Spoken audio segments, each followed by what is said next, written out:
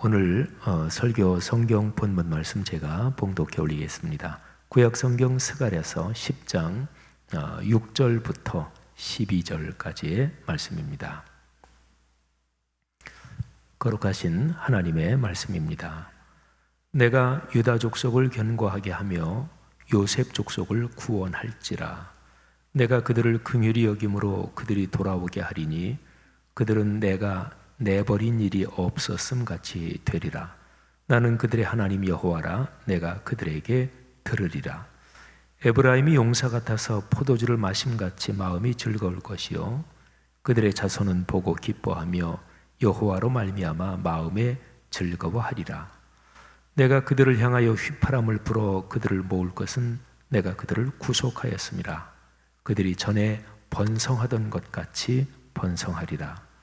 내가 그들을 여러 백성들 가운데 흩으려니와 그들이 먼 곳에서 나를 기억하고 그들이 살아서 그들의 자녀들과 함께 돌아올지라. 내가 그들을 애굽 땅에서 돌아오게 하며 그들을 아수르에서부터 모으며 길르앗 땅과 레바논으로 그들을 이끌어 가리니 그들이 거할 곳이 부족하리라. 내가 그들이 고난의 바다를 지나갈 때에 바다 물결을 치리니 나일의 깊은 곳이 다 마르겠고 아수르의 교만이 낮아지겠고 애굽의 규가 없어지리라. 내가 그들로 나 여호와를 의지하여 견고하게 하리니 그들이 내 이름으로 행하리라. 나 여호와의 말이니라. 아멘.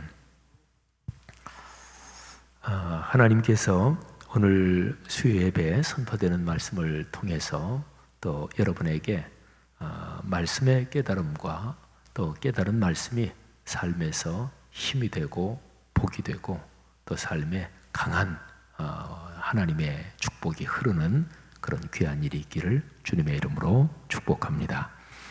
성경에 독특한 표현이 나오는 이제 그런 부분들이 가끔 있어요.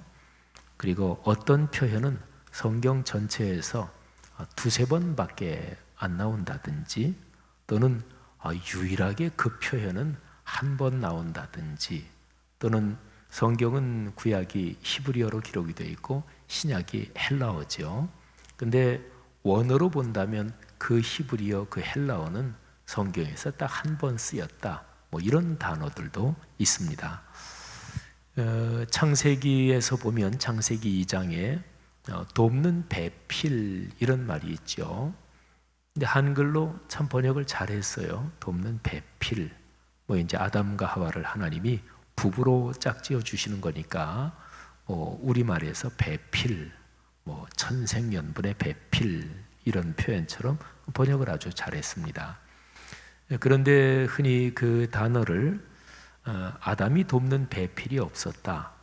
그래서 하나님께서 아담의 갈빗대를 뽑아서 하와를 만드시고 그리고 하와를 아담의 배필로 삼았다. 보통 이렇게 생각을 하지요. 뭐 틀린 얘기는 아닌데요. 근데 돕는 배필이라고 하는 그 히브리어는 그렇게 많이 쓰인 단어는 아닙니다. 에제르 케네그도라고 히브리어로 발음하는데 근데 그 단어가 창세기 말고 다른 데 쓰인 데를 보면 하나님께서 우리 사람을 도우시는 도움, 그렇게 도우시는 하나님의 손길, 이거를 표현할 때 에제르 케네그도 이 표현을 썼어요. 그러면 우리가 보통 돕는 배필 이렇게 번역한 거하고는 조금 다른 더 깊은 뜻이구나 하는 것을 알게 됐지요. 남성 중심의 가부장적 문화권에서 여성이 남성을 돕는다. 뭐 이러면 어떤 느껴지는 분위기, 그거하고는 다른 거죠, 그죠? 뭐 하나님이 우리를 도울 때 가부장적 문화권에서 여성이 남성의 보조적인 역할을 하는 것처럼 하나님이 그렇게 도우시는 분이 아니잖아요, 그죠? 그러니까 에제르 케네그도는 그 도움이 없이는 존재할 수 없는, 그 도움이 없이는 내가 살 수 없는 아주 반드시 필요한 그런 도움을 말합니다. 그래서 창세기에서 돕는 배필, 그거는 하와가 아담의 배필이고 또 거꾸로 아담도 하와의 배필 이렇게 되는 거죠. 그런데 오늘 여기 성경 본문에 또 아주 참 특이한 표현이 있습니다. 예, 10장 8절인데요. 내가 그들을 향하여 휘파람을 불어 그들을 모을 것은 내가 그들을 구속하였습니다. 그들이 전에 번성하던 것 같이 번성하리라.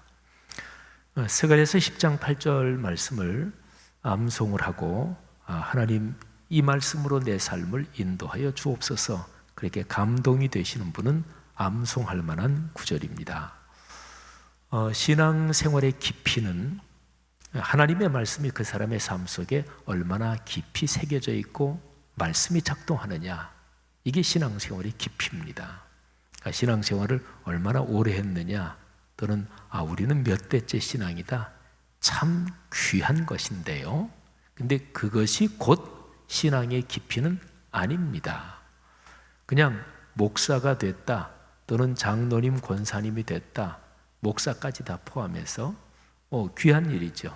하나님이 주신 사명을 가지고 목회의 길을 전적으로 헌신하겠다.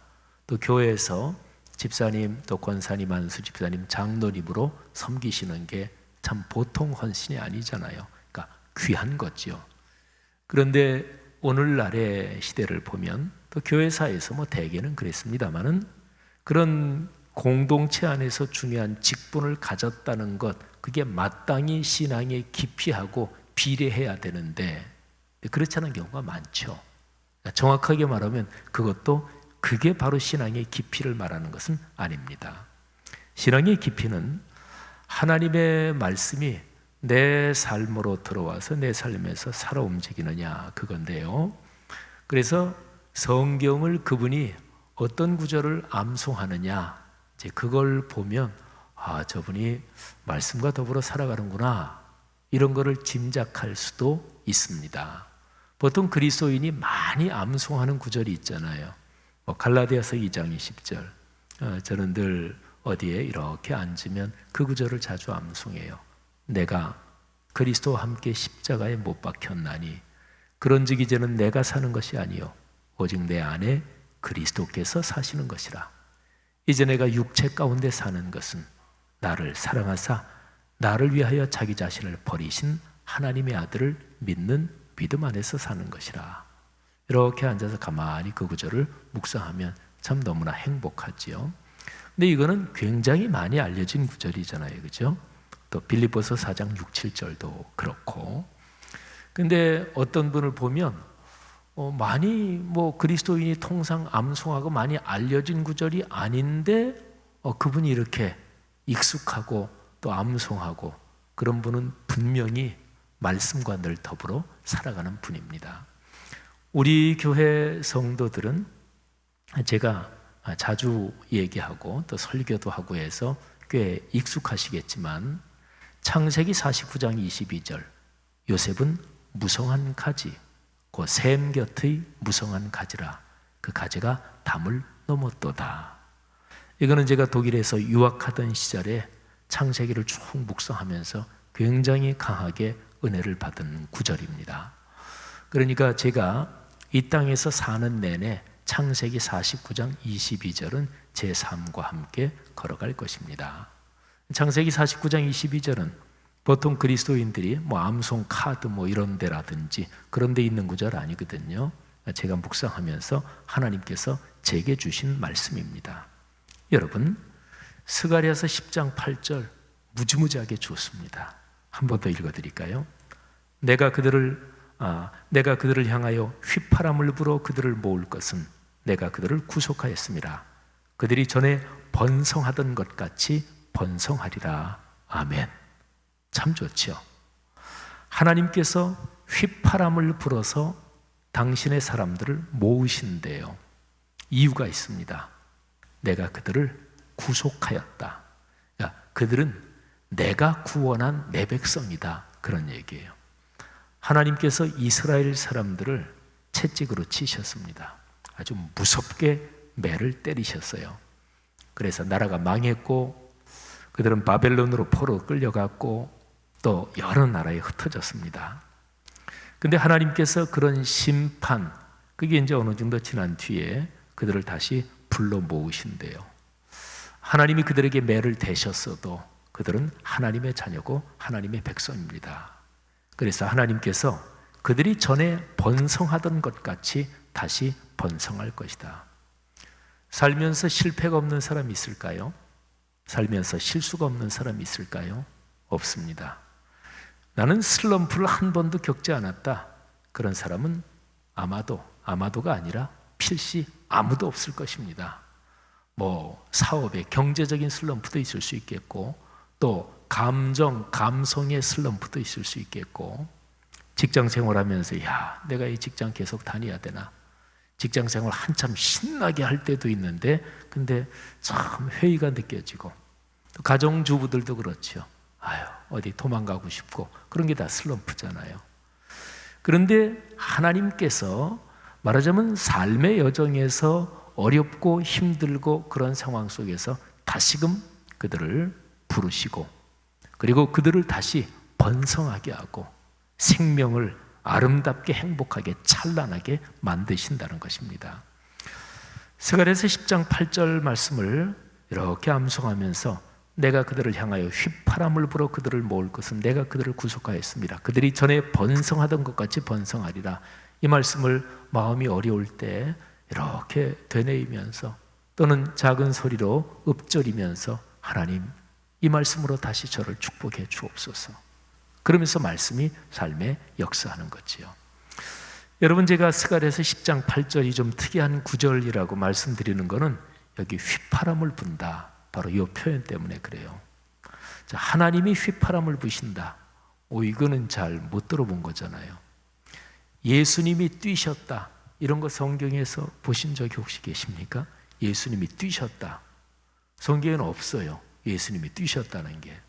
근데 예수님이 그 상황에서는 분명히 뛰셨을 거다, 이렇게 짐작되는 이제 그런 부분은 이제 신약 성경을 읽다 보면 있어요. 근데 실제로 예수님이 뛰셨다, 이런 건 없죠, 그죠? 만일에 그랬다면 굉장히 특이한 구절이죠. 예수님이 우셨다, 그는 성경에 몇 번 나옵니다. 근데 하나님이 휘파람을 부신다. 여러분, 휘파람을 분다, 그러면 여러분에게 휘파람이라는 게 어떤 감성, 어떤 분위기를 주십니까? 자, 우리나라 문화권에서 휘파람이 문화권마다 주는 의미, 감성이 다를 수 있습니다만은, 근데 대개가 휘파람이 예를 들어서 낭만적이고 또 로맨틱하고 이런 게 아마 얼른들 떠오르실 거예요. 제 대학교 신학교 친구 중에서 휘파람을 참 진짜 잘 부는 친구가 있었습니다. 신학교 1학년 때 저는 노래를 잘하거나 그러진 못하는 사람이라서, 근데 신학교 우리 동기들 중에서 이제 찬양팀을 구성해서 전국도 순회하고 그런 팀이 있었는데, 그 팀이 제가 다니는 교회에 한번 이제 왔어요. 그래서 이제 중고등부 학생부 그때 이제 찬양을 하고 그랬어요. 근데 그때의 그 팀 중에서 지금 저 남쪽 어디서 목회하고 있는 분인데, 이 목사님인데 얼마나 휘파람을 잘 부는지, 이거는 거의 연주 수준입니다. 그래서 그때의 여학생들이 완전히 그냥 아주 뿅 간 정도로 그렇게 휘파람을 잘 불어요. 이거는 고음부터 저음까지 완전히 악기로 연주하는 것처럼. 휘파람은 참 낭만적이죠. 또 연인들이 이렇게 연인들 사이에서 있는 그런 분위기도 나고. 근데 휘파람, 하나님이 휘파람을 부신다. 여러분, 하나님이 참 하나님도 낭만적인 데가 있으시다, 이렇게도 생각이 되잖아요. 저는 그렇게도 생각할 수 있다고 봐요.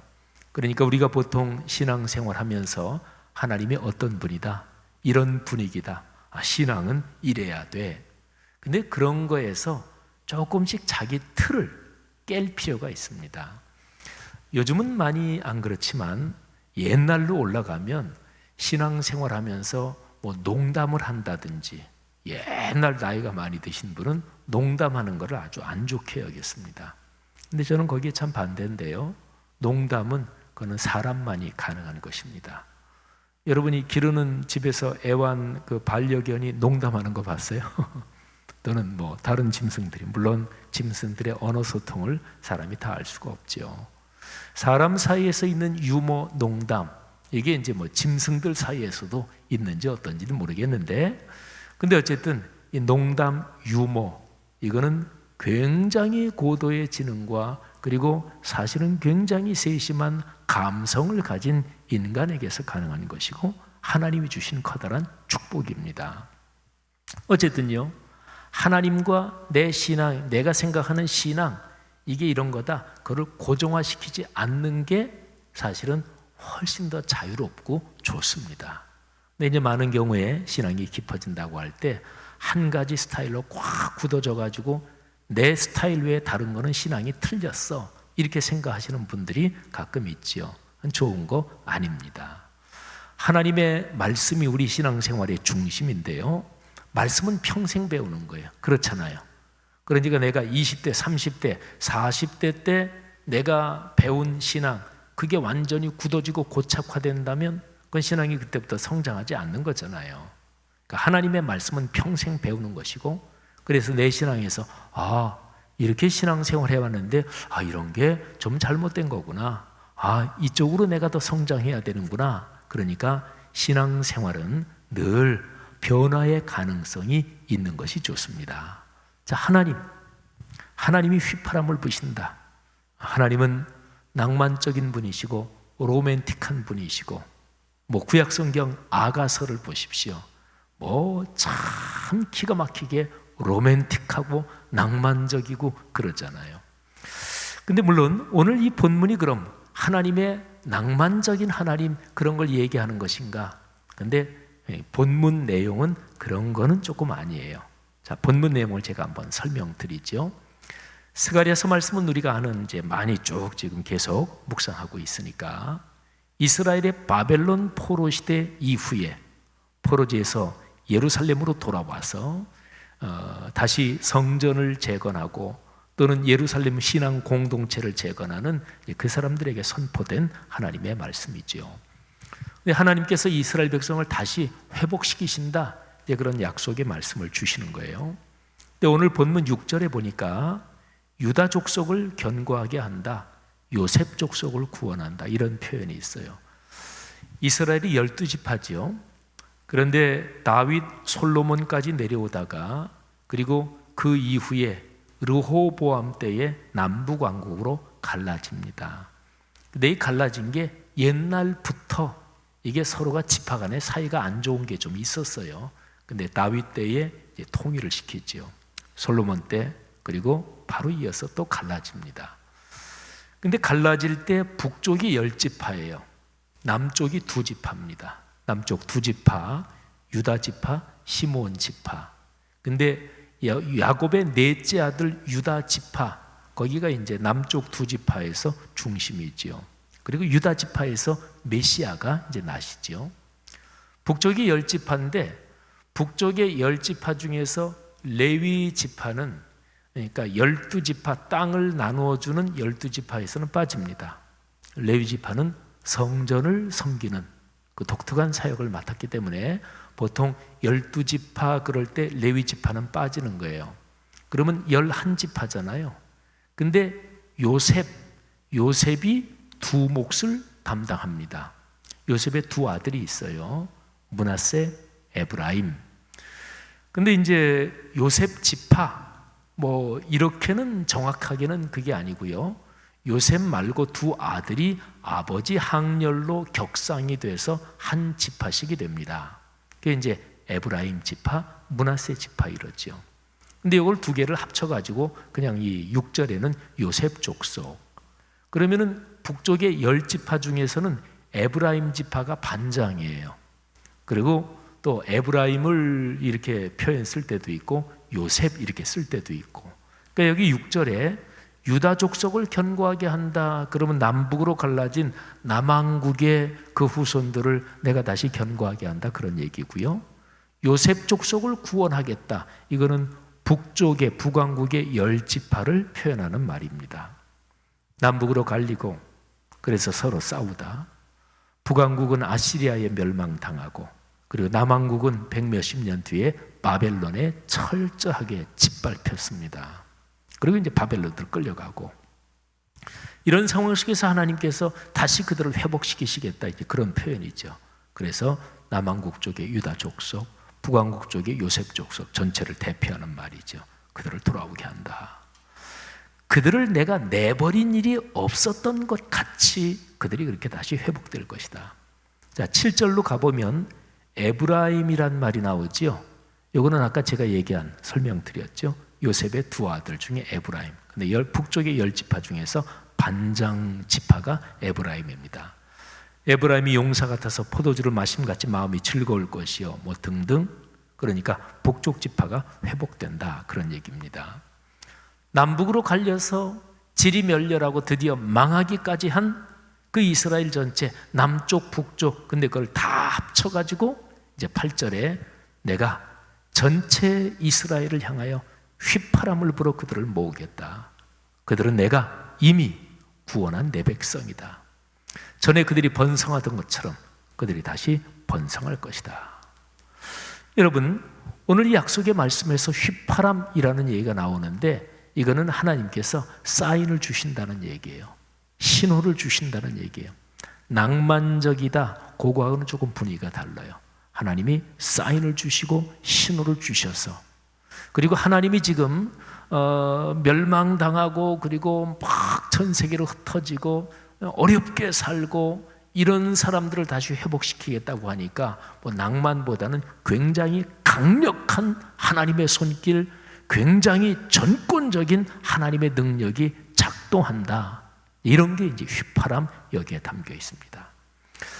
하나님이 휘파람을 부신다, 그 표현이 이사야서의 5장에 그리고 7장에도 나옵니다.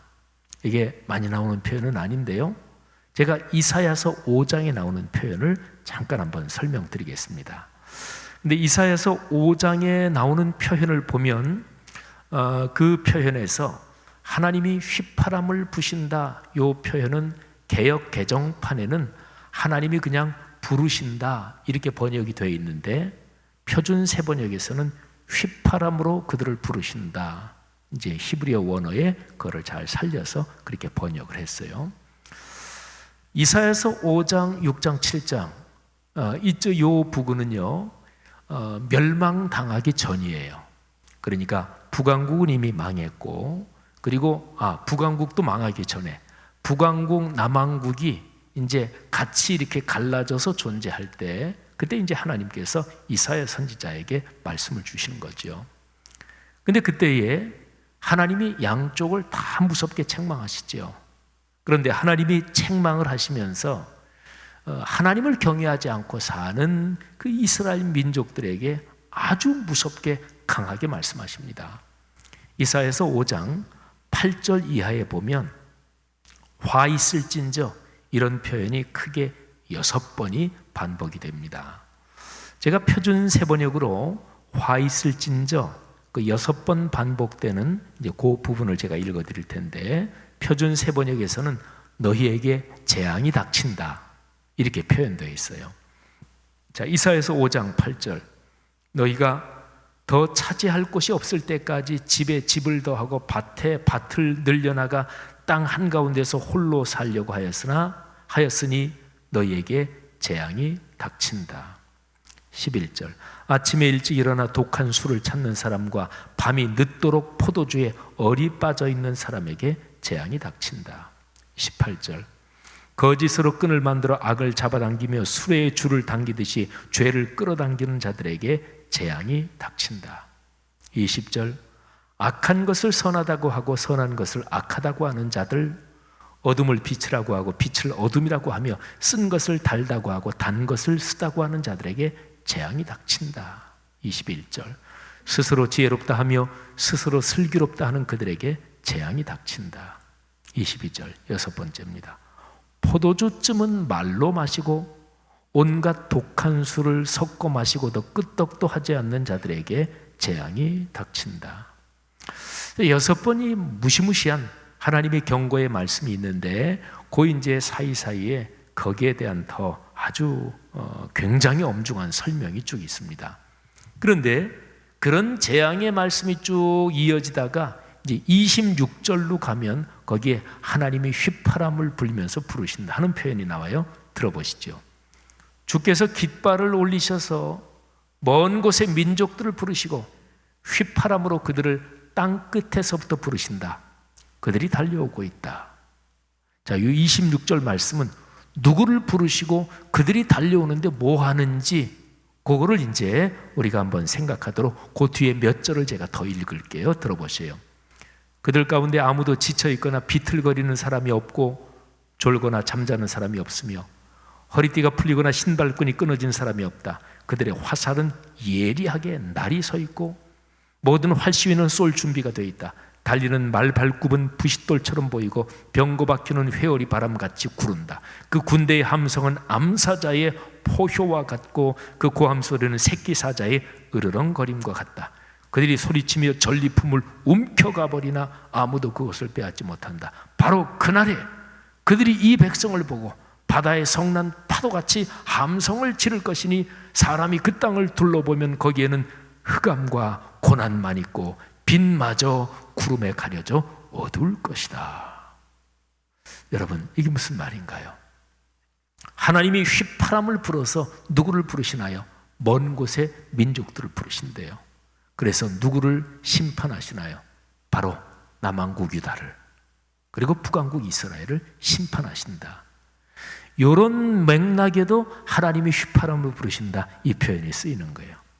자, 그러면 하나님의 휘파람, 이게 이제 성격이 좀 명백해지죠.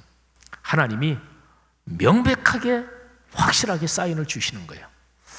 하나님이 당신이 선택하신 백성이 뭐 조금 잘못했는데 작년까지는 참 말씀도 잘 지키고 이스라엘 전체가 정의가 또 공의가 잘 지켜지고 이랬는데 한 해 지나면서 올해부터 조금 이게 조짐이 안 좋으네. 그래서 하나님이 다른 이방 민족들을, 이렇게 무시무시한 민족들을 오게 해가지고 예루살렘을 쑥대밭으로 만들어 버리시는 그런 하나님이실까요? 아니겠죠. 하나님은 오래 참으시는 분이십니다.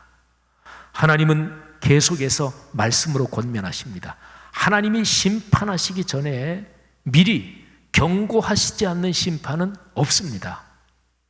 하나님이 심판하시기 전에 하나님께서 당신의 사람들, 예언자들, 선지자들, 하나님의 사람들을 통해서 말씀으로 권면하시는 게 없이 심판하시는 경우는 절대로 없습니다.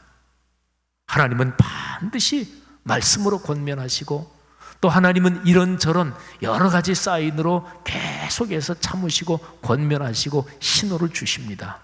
그래도 안 듣고, 그래도 안 듣고, 그러면 하나님께서 더는 참으실 수가 없어서 아주 무서운 매를 대시는 거죠. 소돔과 고모라 성을 비롯해서 모든 게 다 마찬가지입니다. 여기 이사야서 5장의 말씀, 하나님께서 참고 참다, 그리고 더 이상 참을 수 없어서 그들에게 무서운 매를 대신다는 경고의 말씀을 주시는 거예요. 근데 거기에서 주께서 깃발을 올리시면서 휘파람을 불어서 먼 곳에 무시무시한 군대들을 불러오신다. 북왕국은 아수르에 망했고 남왕국은 바벨론에 그렇게 망한 거예요. 여러분, 휘파람은 여기 이사야서 5장의 맥락에서 아주 명백하고 분명하고 그리고 아주 무서운 하나님의 신호입니다. 너희가 멸망당한다. 자, 그러면 이사야는 이스라엘 민족이 망하기 전에 하나님이 주신 경고인데요, 우리가 오늘 묵상하는 스갈에서 10장 8절의 휘파람, 이거는 이제 이스라엘이 다 망하고 바벨론 포로 생활 가고 그리고 끝나고서 다시 와서 이제 한참 뒤에 이제 다시 하나님이 불러 모으신, 이제는 당신의 백성을 불러 모으신다는 거예요. 여기서도 휘파람을 불어서, 아까 이사야서 5장의 휘파람은 하나님이 아주 분명하고 무섭게 책망하시고 심판하시는 그 사인, 시작의 사인이고요. 그리고 여기서 휘파람은 성격은 반대예요. 근데 방식은 똑같아요. 하나님께서 분명한 사인을 주시고 명백하게 말씀하시고 당신의 백성을 다시 구원하신다 하는 거죠. 하나는 심판의 사인, 하나는 회복과 구원의 사인입니다. 여러분, 오늘 여기 본문 맨 마지막 절에 보면 하나님이 구원하시는 당신의 쌓인 휘파람에 관련된 결론적인 내용이 있습니다. 자, 12절 보세요. 내가 그들로 나 여호와를 의지하여 견고하게 하리니 그들이 내 이름으로 행하리라. 나 여호와의 말이니라. 아멘. 하나님이 당신의 백성을 구원하시고 전에 번성하던 것 같이 번성하리라. 이스라엘 백성에게는 최고의 전성기가 다윗 솔로몬 시대예요. 가장 최고의 전성기 다윗 솔로몬 시대. 늘 이스라엘 백성들은 그때를 생각하면서 하나님께 기도하고 그러는 거죠. 근데 그때처럼 다시 번성하게 할 것이다. 근데 그 상황을 12절에서 이렇게 말씀하는 거예요. 하나님을 의지해서 견고하게 되는 상태, 또 하나님의 이름을 가지고 하나님의 이름을 붙잡고 삶의 여정을 걸어가는, 인생길을 걸어가는 그 사회가 든든히 서가는 그런 상태, 이게 바로 하나님이 구원하시는 상태라는 거죠. 여러분, 하나님의 이름으로 예수 그리스도께서 이 땅에 오셔서 문구까지 가르쳐 준 주기도문에서 핵심적인 표현이 이거라는 거 아시죠? 아버지의 이름이 거룩히 여김을 받게 하시고, 그리스도인의 삶은 하나님의 이름을 높이는 것입니다. 사람의 삶은 결코 개체적으로 완전히 분리되어 있지 않습니다. 나는 내 가족과 연결되어 있고, 또 저 개인으로 말하면 이 교회 담임 목사고, 또는 이런저런 친구 관계, 또는 이런저런 관계에 다 묶여 있죠. 만일에 어떤 사람이 그 가문의 영광을 드러낸다, 그렇다 그러면 그 사람은 그 가문의 이름을 높이는 거죠.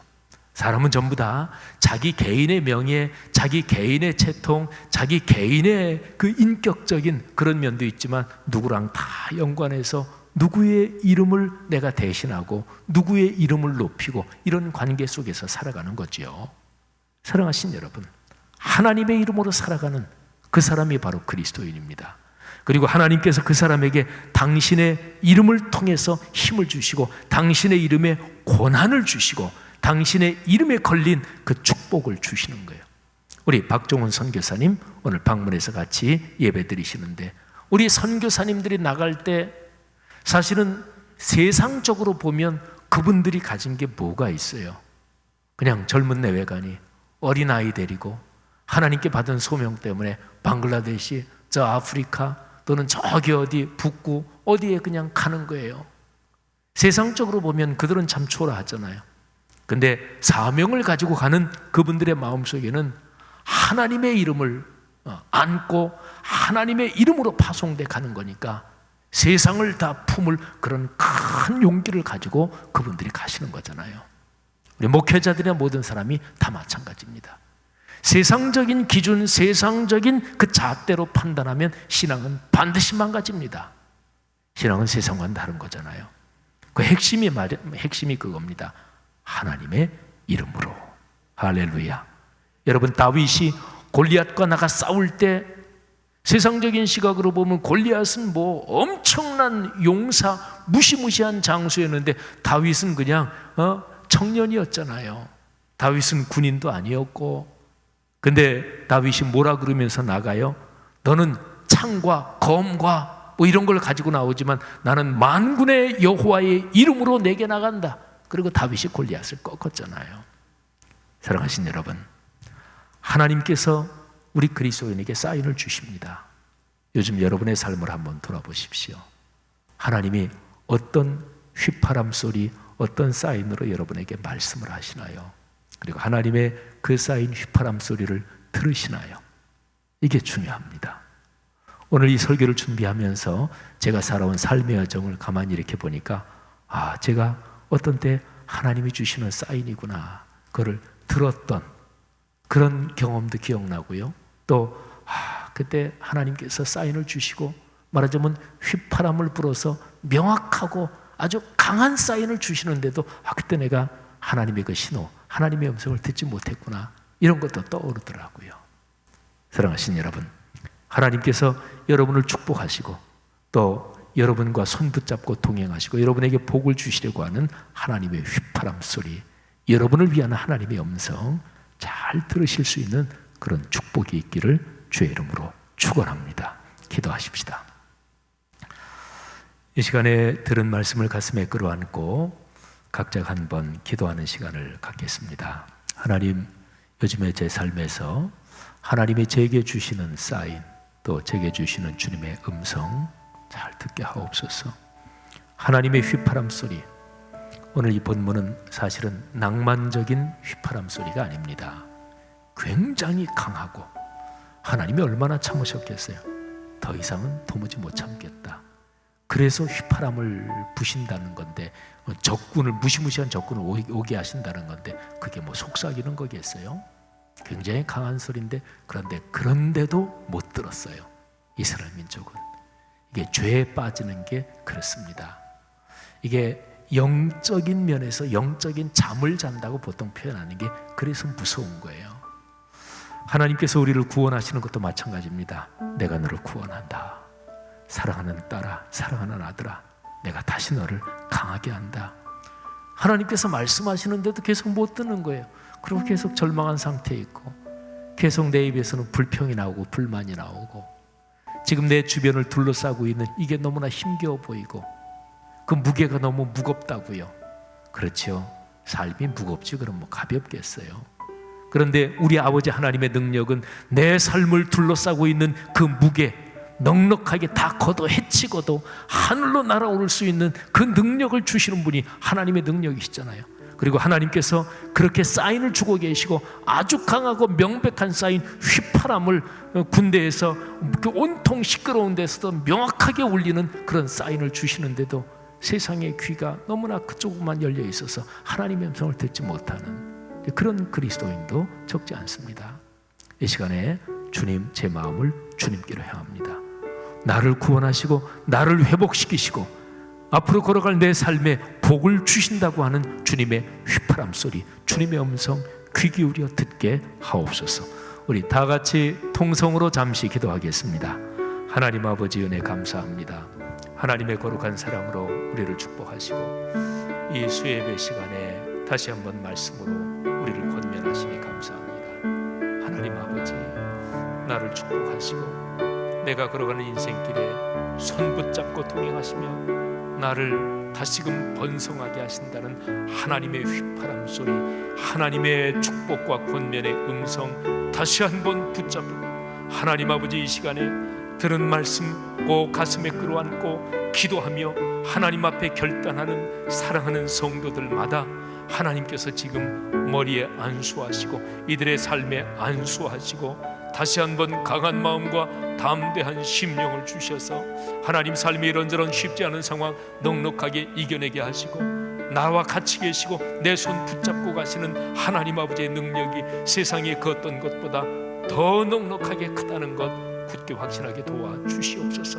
하나님 아버지, 이 시간에 사랑하는 성도들에게 다가온 말씀이 성도들의 삶을 변화시키며 성도들의 삶을 복되게 하시며 아름답게 하는 축복의 말씀 되도록, 그리고 돌아갈 때 이 말씀을 꼭 부여잡고 큰 담력을 가지고 돌아갈 수 있도록 하나님 아버지께서 축복하여 주시옵소서.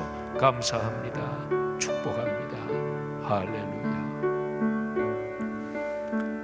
하나님 아버지, 결단하고 기도한 우리의 기도 주님께서 들으신 줄 믿습니다. 예수님 이름으로 기도 올립니다. 아멘. 우리 찬송을 같이 부르겠는데요. 큰 물결이 설레는 어두운 바다, 등대의 불빛도 희미한데 이 풍랑에 배저 항해하는 이 작은 배 사공은 주님이라. 후렴 가사가 우리의 고백이 되기를 바라요. 나 두려움 없네, 두려움 없도다. 주 예수님 늘 깨어 계시도다. 우리 432장 찬송 들은 말씀 또 결단하고 고백한 기도 우리 마음을 담아서 찬양하겠습니다. 큰 물결이 설레는 어두운 바다, 저 등대의 불빛도 희미한데 이 풍랑에 배저 항해하는 이 작은 배 사공은 주님이라. 나 두려움 없네, 두려움 없도